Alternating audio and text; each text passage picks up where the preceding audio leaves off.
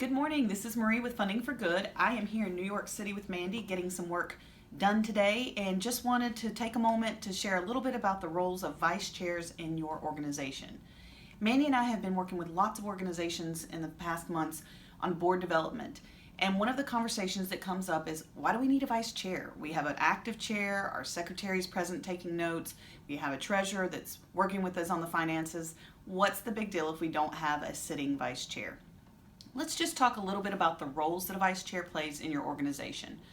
First and foremost, the vice chair is the person that's supposed to step up when your chair is unavailable to chair a meeting or for an event or to represent the organization. It's the vice chair's job to step up, just like we have a vice president of the United States.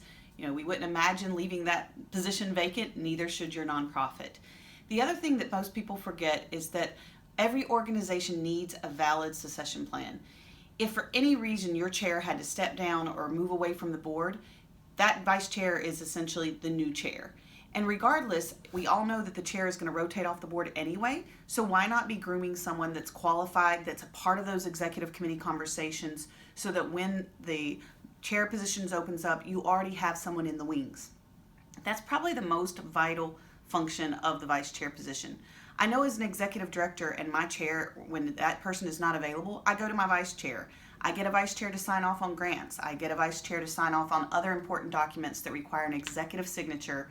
And I know that my vice chair is just as informed as my chair because that vice chair has played an active role in all of the executive meetings and the regular board meetings.